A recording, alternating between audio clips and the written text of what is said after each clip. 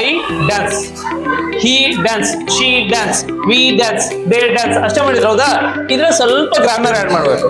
ಏನು ನೋಡ್ರಿ ಇಲ್ಲಿ ಐ ವಿ ದೇ ಅನ್ನೋದೇನಿದೆ ಅಲ್ಲ, ಇವನ್ನು ಬಿಟ್ಟು ಇನ್ನು 2 ಅಕ್ಷರ ಇದೆ ನೋಡಿ, ಹಿ ಶಿ ಅಂತಿದೆಲ್ಲ, ಇವೆರಡನ್ನ ರೌಂಡ್ ಮಾಡಿದೀವಿ ನೋಡಿ. ಇವೇನಾಗುತ್ತೆ ಥರ್ಡ್ ಪರ್ಸನ್ ಆಗುತ್ತೆ. ಅಂದ್ರೆ ಇನ್ನೊಬ್ರು ಯಾರೋ ನಿಮ್ ಎದುರಿಗಿರ್ಬೋದು ಅಥವಾ ಇಲ್ಲೇ ಇರ್ಬೋದು, ಥರ್ಡ್ ಪಾರ್ಟಿ ಅಂದ್ರೆ ಇನ್ನೊಬ್ರು ಯಾರಾದ್ರು. ಹಿ ಶಿ ಇಟ್ ಇವರೆಲ್ಲರಿಗೆ ನಾವೇನ್ ಮಾಡ್ಬೇಕಾಗತ್ತೆ, ಈ ಡ್ಯಾನ್ಸ್ ಅನ್ನೋ ಪದಕ್ಕೆ ಎಸ್ ಸೇರಿಸ್ಬೇಕು. ಇಲ್ಲಿ I dance okay, we dance okay, they dance ಅದು ಓಕೆ. ಇಲ್ಲಿ ಹಿ ಡ್ಯಾನ್ಸಸ್, ಶಿ ಡ್ಯಾನ್ಸಸ್ ಅನ್ಬೇಕು. ಅರ್ಥ ಆಗ್ತಾ ಆಯ್ತಾ? I dance, he dances, she dances, we dance, they dance. Very good. ಅರ್ಥ ಆಯ್ತಾ ಎಲ್ಲರಿಗೂ?